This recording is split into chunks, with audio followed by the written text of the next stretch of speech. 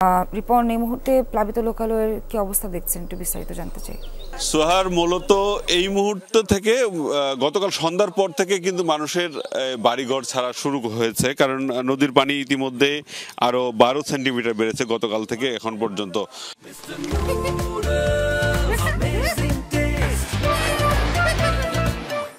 এবং যে সকল জায়গায় যে বাঁধ রয়েছে সেই বাঁধ ভেঙে যে সকল লোকালয়ে পানি প্রবেশ করছে, গতকাল পর্যন্ত অনেকেই বাড়িতে থাকার চেষ্টা করছিলেন। আজ আপনি দেখতে পাচ্ছেন যে আমরা এখনো দেখছি যে লোকজন ঘরবাড়ি ছেড়ে নিরাপদ আশ্রয়ের দিকে, উঁচু জায়গার দিকে যাচ্ছে এবং প্রতিনিয়তই পানি বাড়ছে, কারণ যে বাঁধটি ভেঙেছে, যে জায়গাটি দিয়ে ভেঙেছে, সেখানে কিন্তু মেরামত করার সুযোগ এখনো নেই।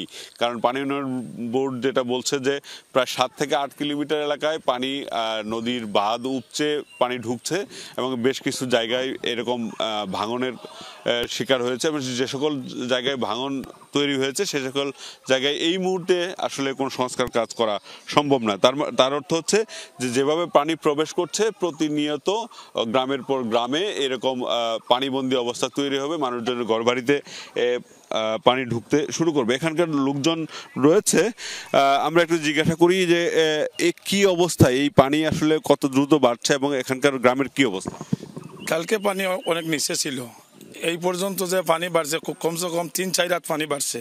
এখন গ্রামের কোনো, যে আমাদের গ্রাম আছে 7-8টা গ্রামে, এখন গ্রামের কোনো লোক থাকতে পারতেছে না, সবগুলা জায়গায় জায়গায় চলে যাইতেছে। অনেক আছে ইয়েতে আছে আর কি, এই আশ্রয় কেন্দ্র। ধন্যবাদ।